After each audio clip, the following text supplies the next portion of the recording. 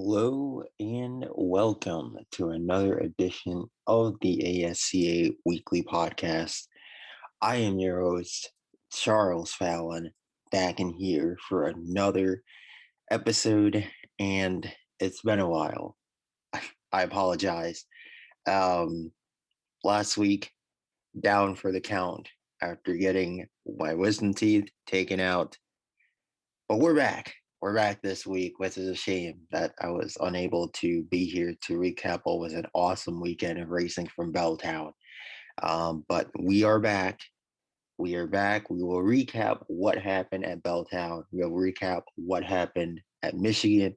We're also going to recap the breaking news that dropped last night about the most recent race winner getting himself back into trouble again. We'll also recap the silly season from the past 2 weeks because we got a lot to break down there. And then we'll preview the All-Star weekend.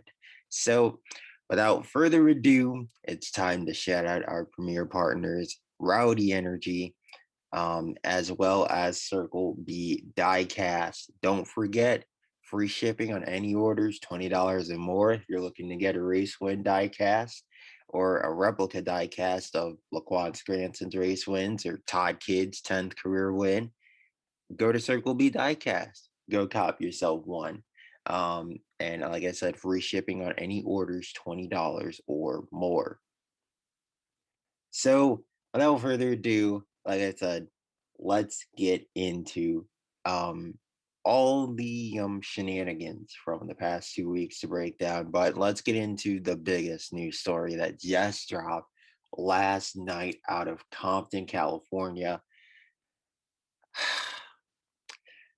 Last week's race winner, Laquan Scransen, just coming off of a victory on Saturday. Did an incredible job holding off Shane Park at the end and thwarting Park's bid to win 3 road races in a row. He's now the youngest road race winner in ASA history at just the age of 21. He's got 3 Cup victories. This kid has such a bright future ahead of him if he can stay out of prison. And unfortunately, he could not do that on Monday.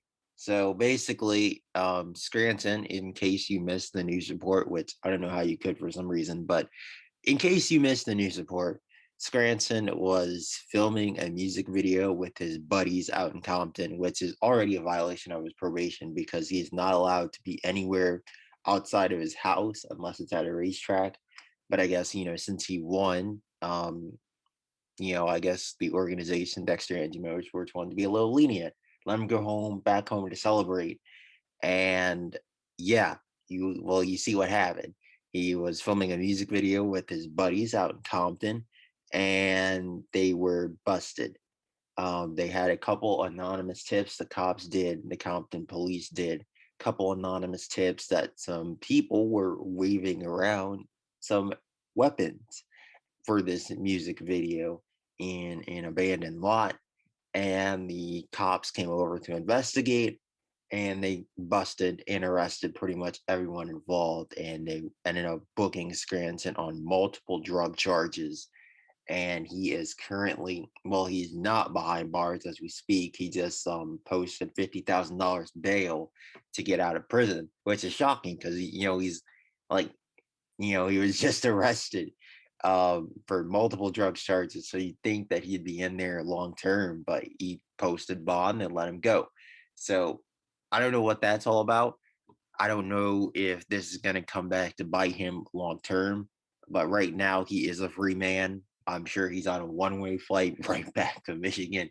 And I don't expect him to be back in Compton anytime soon outside of when he comes to California for the Advocare 200 in about a month's time. But it's damaging again to Scransen's reputation, obviously, and it's damaging. It's another blow to his career. This kid has so much talent. He has so much potential. And we just saw it at Michigan with the performance he was able to put on, cool like a cucumber. He's blown a couple of these road races in the past, and At the age of 21, here he is at Michigan in his third attempt, flawless, no mistakes all day, and he wins the race. And now, he's fourth in points, tied for fourth in points. He's a championship contender. And Dexter Andrews Motorsports Equipment, let that sink in. This team has been an absolute joke throughout basically, the since what was began, back in 2011. It's been an absolute joke. Um, and Laquan has taken this 42 and elevated it to the top of the standings, while his teammate still sits dead last in points. And we'll talk about his teammate in a second, a bit later on in the podcast. But it just seems like Laquan just can't stay out of his own way. This is obviously far from the first time he's been arrested. And, Dexter Andrews and that team have done everything possible to keep him away from the streets, keep him away from this lifestyle. And it just seems like he continues to go back into it. He can't stay away. And, obviously this, if he's able to, because he's already on probation, he was already has a 5-month suspended sentence based on the incident he had with Diego Urquidy in June 2022. So if if he's got to stay in the slammer long term, that could obviously derail his championship hopes, and I'd say his career at this point, because his sponsor, they want him on the track, they don't want him in jail behind bars. So I don't know how this is going to affect him long term, but his lawyer just released a statement saying that he expects Scransen to be able to race in Saturday night's All-Star race, which will be very interesting if he is able to pull that one off. I don't know how, but um, so it doesn't look like this will be career ending, but I will say that this is probably his last chance. I think, I think the ASCA as a whole needs to step in and crack down. Even if the law doesn't this time, I think the ASCA, the sanctioning body themselves, need to say, hey, dude, how many times have you been arrested in the last 4 years? Like you got to stay out of trouble. It's not that hard, honestly. But the kid just can't stay out of his own way. And you could say it's the company that he keeps. I agree. Got to cut him off. You got to cut him off. You're an $80 million man. You just signed that massive contract last year. There's no reason for you to be out here filming rap music videos, brandishing weapons when you're a convicted felon and you can't even own them. So it's a disaster, and I hope that everything can work out for the best here. I hope that Laquan is able to finish out the season and finish out his bid for the championship. But right now, he's certainly got himself in a pickle. We'll just leave it at that. So that's enough of the Laquan situation. Obviously, that's the hot button topic since the news broke last night, and that's pretty much what everyone is talking about for good reason. One of the biggest young superstars in trouble with the law again.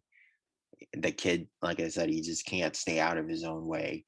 So hopefully, they can get the whole thing worked out, but not looking too good for him right now. Now, let's flash back. I can't do math on the fly, but let's flash back about 10 days back to the GameStop 100 and the whole Belltown weekend that I was unfortunately unable to recap. Like I said, was getting my wisdom teeth taken out, so bedridden, couldn't really recap it. Um, let's flash back to that and talk about what we saw in the Craftsman race. And Nick Painter shocking everyone with his upset. Remember, he entered that race dead last in points. He left our race winning. And mind you, at this point in the season, and to this point in the season, even if you fast forward to past Michigan, the only two cars, the only two teams outside of Painter to win a race this season have been the 9 and the 60 for obvious reasons. Colin Ward, I mean, it's Colin Ward. What more do you need to say? And the 60 team, again, that's explainable. They have a massive lead in the Owners' Championship, the only team to finish in the top five in every single race this season. But that's because, they have experienced Cup veterans, Barrymore, Dixon, Atwood behind the wheel each week. Each of these guys have won 5 or more Ajax Cup races. So, and each of them have won Northern 200s at, the toughest track in the sport. So obviously all three of those guys have a ton of talent, so they're going to dominate. And then Ward is just Colin Ward. But Nick Painter going to victory lane, I think, was shocking. It shocked a lot of people. Certainly shocked me. Um, in the fashion they did it as well. He 69 of 100 laps led, nice. But like this is his only top 10 finish all season was this win. And I think, we knew he had it in him. He won this race before. Obviously, it was much more controversial the way he did it back in 2022. But this time, he's got the equipment underneath him, and obviously Kirk Autosport equipment, which is basically a fourth running with Motorsports car. You know, if they can, I guess, start to put this together on a weekly basis, I think it's too late to call Painter a championship contender because we're starting to see now who the major pretenders and contenders for the title are. But just a shocking victory for Painter. Really, you love to see it though. You love to see upsets like that. It's a real nice feel good story for the 3-time ASCA Cup most popular driver to go back to victory lane like this, trying to save his career at Kirk Autosport after the whole Tico bound motorsports experience didn't work out. Fan favorite at one of his home tracks, home state tracks throughout the Michigan swing, since he's another Michigan born driver, of course. So you love to see it for Nick Painter. It's an awesome story. Awesome for him to return to victory lane like that. And yeah, so kudos to him, and a big win for Kirk Autos, who are really trying to prove that they are indeed legit. But then to one up that, I guess the AutoZone 201 to one up that. And what a race that was. That race had so many different twists and turns. I think the wildest part of the race is that lap 75, Cameron Atwood and Greg Healy are 1-2. And you're like, okay, so this is going to be another one of these deals. Healy, Atwood, they just were coming off the 1-2 finish at Disney the week prior. They're 1-2 here. You're thinking, okay, it's going to be a battle between these two for the win. It's either going to be Atwood going back to back, or it's going to be Healy scoring 3 in a row at Belltown. And then Shane Park changed everything. Lost I believe it was a left rear tire, spun out. He had gotten lapped. He had a bad vibration for the past 20 or so laps. And then obviously the tire got cut down, and boom, the rest is history. So he lost that tire, spins down the track, and Healy just had nowhere to go. And, he had Ross Jackson right behind him. Jared Ayers also piling as well, but he just had nowhere to go. Couldn't avoid his former teammate, and boom, he was out of the race. So Healy done for the day, running second. It's his first finish outside the top 10 at Belltown this entire decade. He's only had one finish outside the top 3 at Belltown this entire decade, and that was in 2020, when he and Doug Bowden got together on a late race restart, and he had to pit and change tires. So until this race, obviously his first DNF at Belltown since the 2019 Ajax season finale. So he hasn't had a DNF at Belltown this entire decade. But it just goes to show you that Belltown doesn't discriminate. Doesn't matter what your track record is here. The calamity at Belltown can strike anyone at any point. And we just saw it here with Healy. And this is like the worst possible time for Healy to have an incident like this because he's honestly his season's been a disaster so far. He's got 30 top 10 finishes, but only one top five finish in the opening seven races. And honestly, the new schedule just really doesn't bode for him well. Especially once he had that DNF at Ajax finishing like 25th, you knew he was done for. Two road courses in the opening 7 weeks, that it didn't bode for him too well. And you knew he was going to struggle at those. He obviously has struggled at Michigan, and he did struggle at the streets Computerville, and then a DNF at one of his best tracks, a track that you're supposed to bounce back at. This one really hurt for him, and I think it really takes Healy out of championship contention. And you're like, wait, how can he write off a past champion? We're only 7 races in. We haven't gotten to the Windows 300 yet. I mean, look, he's 13th in points right now. If he was going to make inroads, he would start to do it by now. That's that's my hypothesis on it. I mean, look at it. He's 55 points back. Diego was 37 back when he came back for the championship in 2020. But that was, after the sixth race, and he obviously got a lot of help.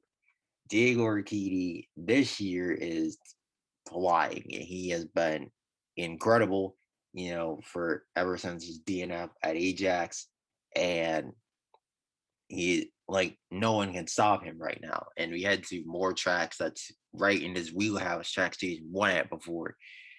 Like I don't see Urquidy faltering like Healy did ironically in 2020, like Kid did, like Renner did in 2020. I just don't see a comeback in the works. I know there's no more road courses left on the schedule, but I'm not seeing it for Healy. I'm sorry. He's gonna have to win the Windows 300. He's gonna have to win um a couple other of these other races, I would say, for him to even have a remote chance of recovering here. So I don't know if he will or not. We'll see. But yeah. So that's pretty much that on the Healy side of things. Then we had Cameron Atwood, who led a lot of the race early after Healy botched the second restart after, of course, the opening lap wreck between Scransen, Nick Orchidi, Chris Barrymore, Britton Renner. Completely forgot to touch on that, but yeah, those four were wiped out on the opening lap. Then Healy bots the initial restart. Atwood takes a lead on the outside. He leads 70 laps early, but his pit crew loses him the lead again in the pits. That was the second time in 3 weeks because they lost him the lead at the Stone Yard in the pits. And then from there, it just went from bad to worse because then he started to leak oil all over the place. And yeah, basically his engine ended up letting go on lap 149 or so. And just like that, there's a proper snap. Just like that, he and Healy were out of the race, both with DNFs. So this was Atwood's, I believe, his first DNF, his first finish outside the top three at Belltown since the 2020 Ajax season finale. I think even in that race, it was Henderson Jr. that got into Atwood and turned him. So, so that took him out there. And then once again here, just blew an engine. Nothing he could do. He's finished top three in his last six Belltown starts. Not today. Nope. His afternoon was done after that. So then this race was wide open. And while all that was going on, Randall Woods had taken the lead, but that was short lived because Doug Bowden decided to wake up out of nowhere. His car came to life. He moved Woods out of the way, punted him up the track, took the lead for himself. And it was really looking like we're going to have a complete upset special weekend at Belltown. Painter obviously winning in the Craftsman race and then Bowden winning in the Cup race. But Todd Kidd said, not so fast, my friend. And he took matters into his own hands. And yeah, so Todd Kidd really started to come to life late. Those final 25 laps, he was mowing down Bowden. I think Bowden just kind of started to run out of tires at the end. We all know that Bowden is absolutely awful at saving equipment. And nothing against him. He just drives extremely aggressively every lap. But that, especially on the softer tire compound, that takes a toll. Certainly takes a toll much more than it would in the past. And I think he needs to get used to that, as does Jared Ayers. But and then eventually Kidd was able to track down Bowden 5 laps ago, all over his back bumper. And surprisingly, to some, not to me though, Kidd gave Bowden the bumper, moved him out the track. Bowden tried to retaliate in turn three, but he missed. The rest is history. Todd Kidd goes on to win his 10th career Ajax Cup race. Bowden wasn't happy after the race, shoving Kidd up into the wall. And yeah, that is pretty much that for Belltown. Obviously, Bowden was not happy, saying he didn't try to race me clean and this and that. And Doug Bowden's the last person to complain about people not racing him clean. I mean, come on now. Like sometimes I feel like these drivers forget what they do to others when it comes back around to them. So like, bro, you just bumped Randall Woods out of the way, with like 70 something to go, and then he's mad at Todd Kidd for bumping out of the way with 5 to go. And then of course, do we even need to talk about what happened to Ian Adonde at West Virginia a few weeks ago to his own teammate? What he did to his own teammate, bruh. I mean, like, I don't even know what else to say to that. So yeah, that's pretty much that. Todd King milestone 10th career AJS Cup victory. Means a lot for him. 28-year-old has done a lot in this sport, and a lot of people weren't sold on him at first, but he has certainly developed into that superstar that many people thought he would be. Took him 55 starts to reach victory lane. Um, 55 starts, almost 4 full years to reach victory lane, and then he finally was able to do it, hold off Nick Orchidi at Belltown to get the job done. And now he's won 10 times in the last half decade. So it's just pretty wild how things change like that on a dime.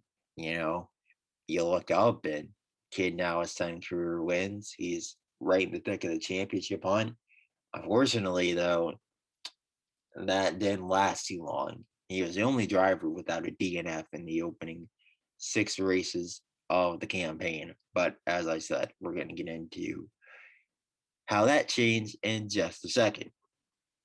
So Todd Kidd pulled off the victory at Belltown, became the first multi-time winner of 2024, first repeat winner of 2024, I should say. And then we fast forward to Michigan. After a few different silly season rumors that we'll cover a little bit later on in the podcast. But yeah, so let's get into the nationwide 100. And there's literally nothing to say about this race other than Colin freaking Ward. Colin Ward, man. What more can you say other than this kid is ridiculous?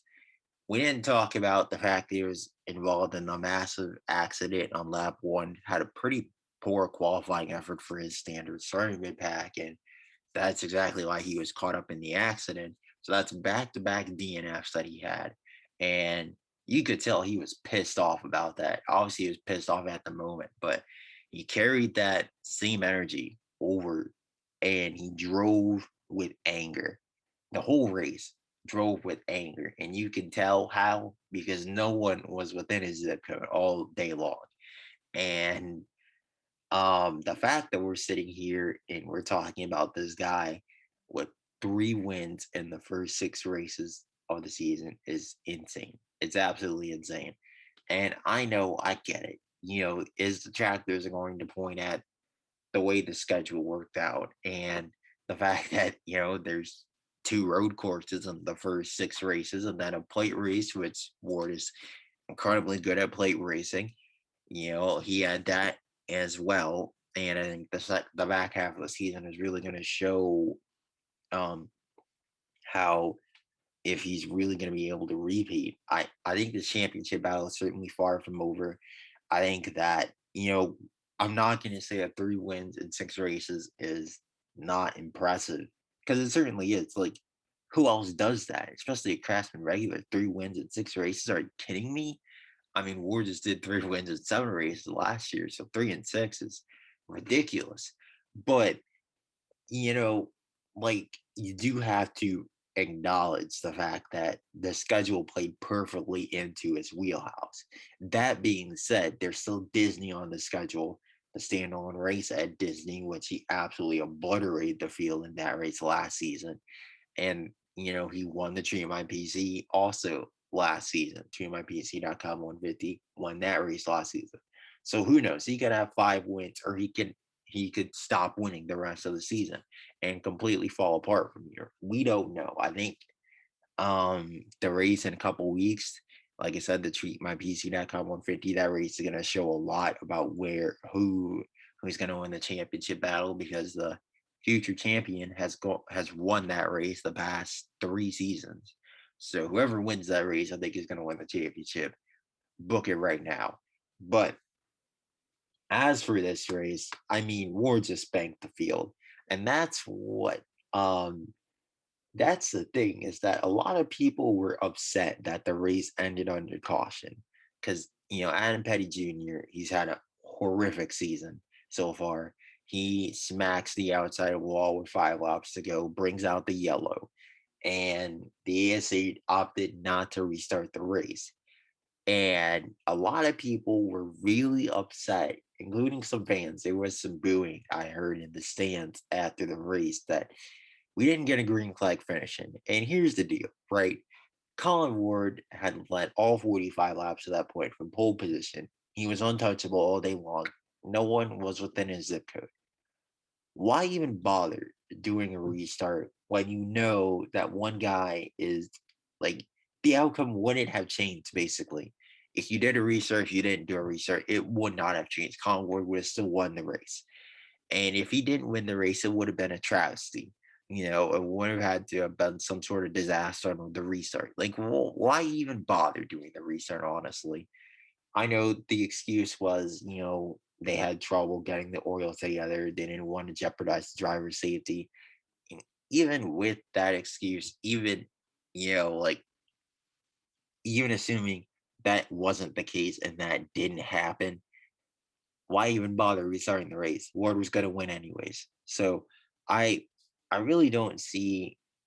I know it's an unpopular opinion, and everyone wants to see a green flag finish, but I noticed that a lot of these same people weren't complaining when Braden Bennett won instead of Doug Bowden when they didn't call, they didn't try to get the race back going in last year's investigative 75 lap dash because Bennett was the benefactor of that one, and he ended up stealing one there.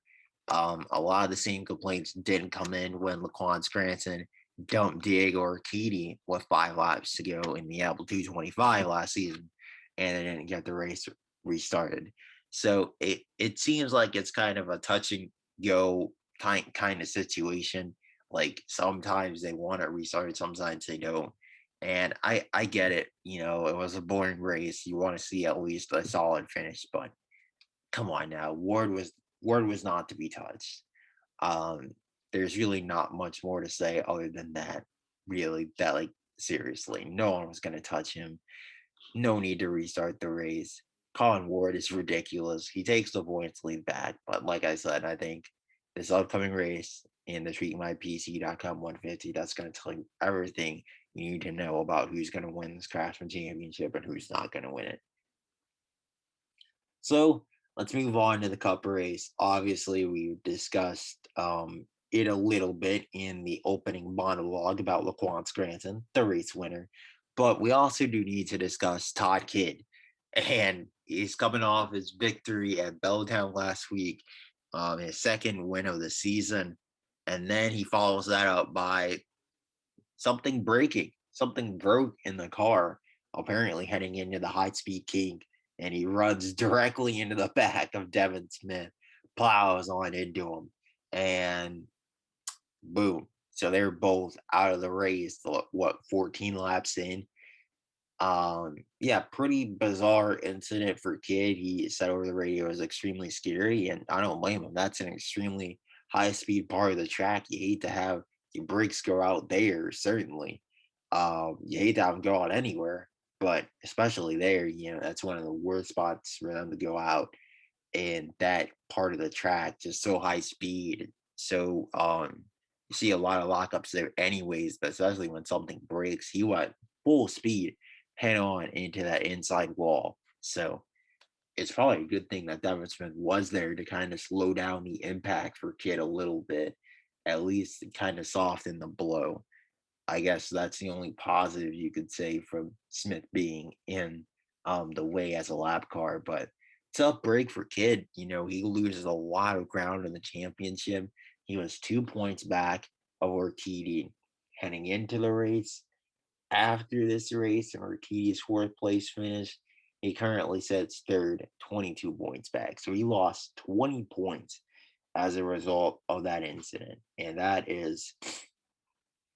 that's a lot of ground to make up. I can tell you that much.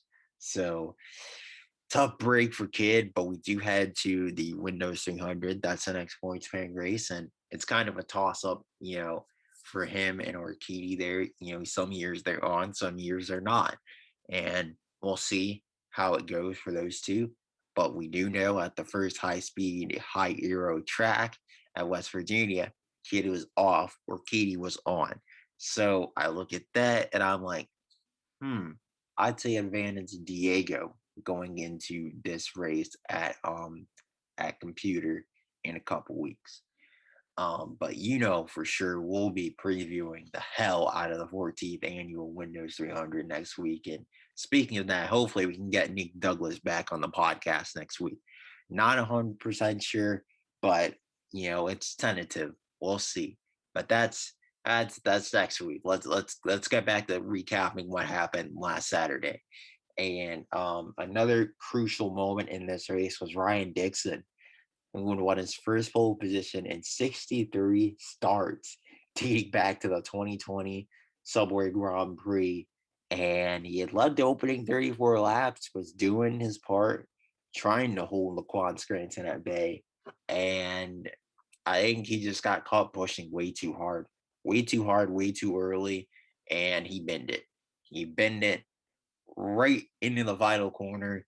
If you're carrying too much speed into that corner, like we saw Adam Petty Jr. do multiple times, like we saw Norm Lester do in practice, boom, straight into the barrier, you're out of the race. So yeah, it's a tough situation for Dixon because he did not need this. He's had a solid season so far. I say solid season when he's 18th in points, but he's had 4 top 10 finishes. Problem is, no top fives, and they're all bottom half of the top 10 finishes, which is why he's 18th in points. So he didn't need this, certainly, especially when you qualify on both positions. You have the track position. You expect to at least bring home a top five, and he threw that out the window. And obviously, he was very hard on himself after the incident. Understandably so. It's a tough situation, but it happens when you're pushing too hard. And that'll happen to you when you're out front for the first time in a long time. The first time he's led laps in the Cup Series in over a year, since Belltown last year. So tough situation for Dixon. You hate to see it. Tough break for him. But yeah, I took him out of the race. Another storyline on the fall was Anthony James as well. The defending, well, he was the defending a former Circle K 200 winner. You know what I'm trying to say. One of the biggest stars of the Circle K Cup Series coming over and moonlighting in the ASCA for 1 or 2 starts that he's making. He'll be back also at Advocare a bit later on in the campaign. So can't wait to see how he does there. But he had a pretty solid run. Really solid run especially with the pit penalty that he got for speeding early on. He was able to bounce back pretty nicely and finish 11th, which is not bad at all for him. Um, yeah, not bad at all for him. And then another guy who we need to talk about a bit is Shaq Alaus, was disqualified from the Craftsman race after finishing third, which is a top break for him. He would have been fifth in points if that result stood, but he drops down to ninth as a result. But he bounced back in the cup race, ran as high as second at one point. And if it wasn't for his little kerfuffles with Shane Park entering turn one, he could have brought home a top five finish, but nonetheless, he still finishes sixth in this race. Great job by him. Fantastic job. It's only his second career cup start, and he's already turning heads. And this is obviously a guy who doesn't have a ride for next season with his current team, and the Craftsman Series going bankrupt. I would say to Cup team owners like Tico Bound Motorsports, bring him back next year as a road ringer, or CJ Barrymore Racing. You want to bring him back as a road ringer, or Key Bros Racing. You need a road ringer. If any team needs a road ringer, call this guy up, bring him in. If a Chevy team wants to take him, I don't know. Dexter Andrews Motorsports, Ronnie Woods Motorsports, Student Enterprises, bring him in. Someone needs to get this guy a ride on the road courses because he could very well steal one of these things. Um, he obviously has an issue with being too aggressive in these races, and that's why he doesn't have nearly the amount of good finishes on the road courses that he should. But this year, he seemed to calm down a bit, and he seems to really be starting to get the hang of these road races and figuring out, when to push, when not to push. He finished third in the rain race at the Suits Computer earlier in the season, and that's after like having a tire go down, being cut down by Tommy Woods early in the going. So, like Alau showed me a lot this weekend that he has certainly matured. And another guy that showed me a lot this weekend is also Shane Park. I know he didn't win, but what is this? This is now his fifth straight top two finish on a road course. I mean, who does that? And the kid's only 23 years old, mind you. So he's finished top two, in the last 2 years worth of road course races. That's insane to me. I know he didn't win and pull off the road racing three-peat. It's tough to win three races in a row. We just saw Healy and Atwood be unable to do it at the Stone Yard and Belltown. And now, obviously Park was thwarted this time by Laquan Scransen, who drove a flawless race in himself. I think Park would have had an opportunity if he didn't have that incident with Alaus entering turn one on the first restart there on lap 21, I think it was. He lost all that track position, and especially at a track like this at Michigan, when it's so hard to pass, even with the renovations, it's extremely hard to pass here. And if he didn't lose all that track position, I think he would have had a shot to win it, but he did. And yeah, it's a shame he finished second, but still put in a really good account for himself and moves his way back up to second in points. So Park is a serious championship contender. And it's really nice to see him be able to take that next step. I was concerned that he didn't have it in him after the way he finished last season, but he's proving right now that he does. And he's going to be a star in the making. I think Ronnie Woods Motorsports, fantastic job by Ronnie Woods. Um, like a lot of people looked at him crazy paying 20, what was he, a 21 year old at the time, $10 million. He had no cup wins to his name. Like, are you insane? But he saw the potential that Park had. He's put him in top tier equipment. He's not in Greg Healy's shadow anymore. And look at what's happened to the 18 without Park in it. The team literally has not had a top 10 finish since Park left. Let that sink in. So that just goes to show you everything. about how much raw talent Park has. And yeah, so we'll see how he does in his first All Star race coming up this weekend. That'll certainly be interesting to say the least. Then let's recap everything that's happened in silly season the past 2 weeks. Obviously, a lot has gone down. Um, a lot of different rumors. We got a couple drivers not returning to their rides.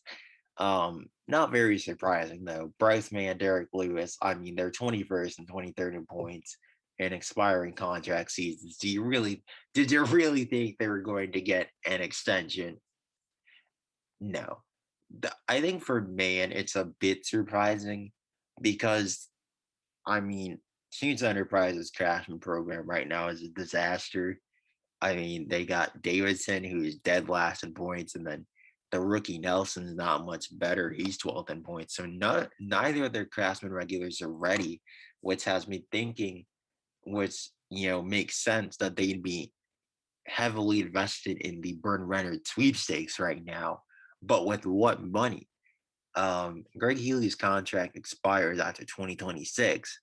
So they're gonna have to break the bank for Healy in the next couple years to bring him back long term. You would think there's no way they let Healy hit the open market. I mean, come on now. That's not gonna happen. So, with what money are they gonna be able to pursue Renner? And that I think that is my main concern for them.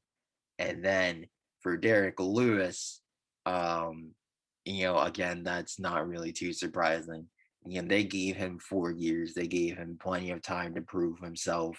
You could argue for Snoods that they could have given Man more time, but I mean, the guy has 0 top 10 finishes and 23 career cup starts. What more do you need to see? While his teammate is out here winning races and championships. What more do you need to see?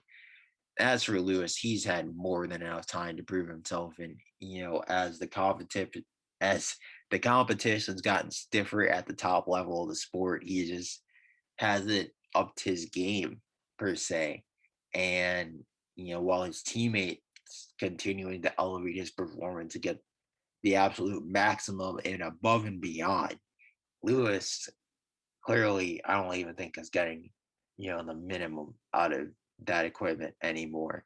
And you could argue that they're putting all their eggs in the Laquan Scransen basket. I can kind of buy that, but I mean, even still, he was kind of close to Scransen in Scransen's rookie season, and Scransen has just completely blown Lewis out of the park since then. Um, so yeah, he's frankly embarrassing Lewis every single weekend, and this had to happen, especially with what we've seen out of Marcus Edwards and Aiden Romo, even at the Craftsman level. These guys are really starting to develop and grow into their own. So I think one of those two obviously is going to be the choice going to the one. But as for the 8, it's really a toss up right now. Could be Bryn Renard, could be I mean, could be Chad Nelson. Who knows?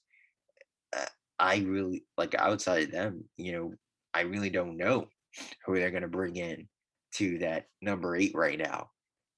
It could be Norm Lester.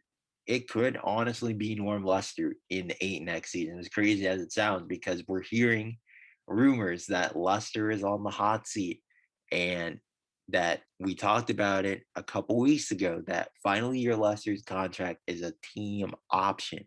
So basically Michael White Racing reserves the right to not bring him back if they don't want to.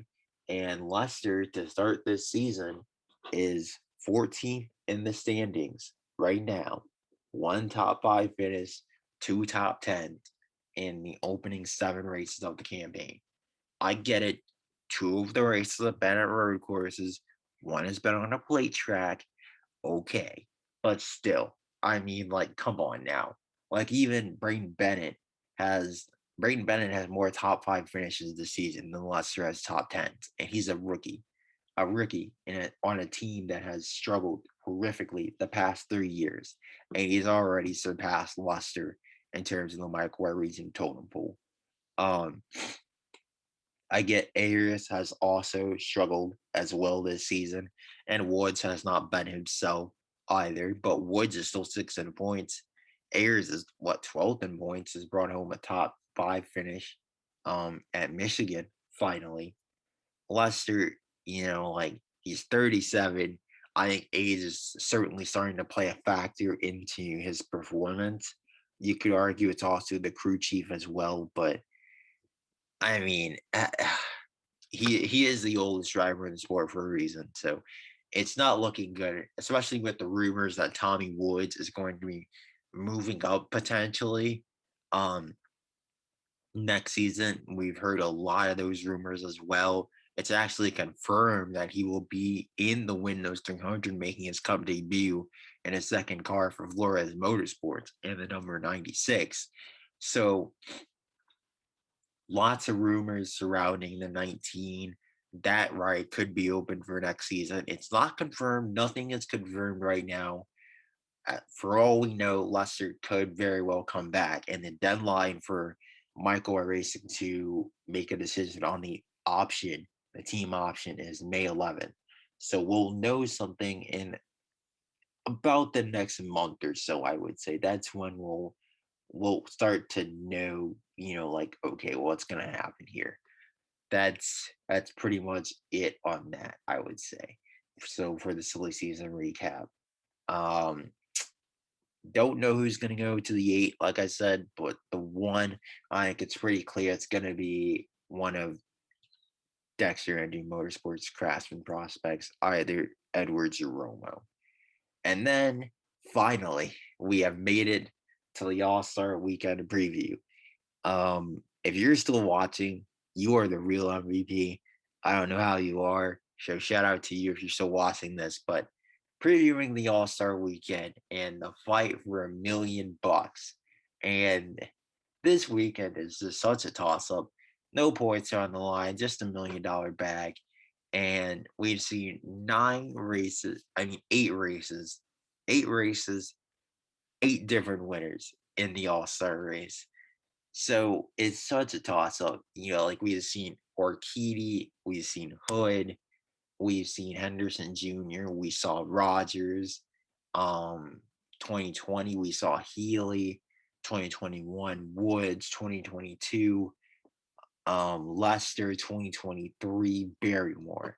So there's your 8 different winners, but we still not seeing big names like a Todd Kidd go to victory lane here.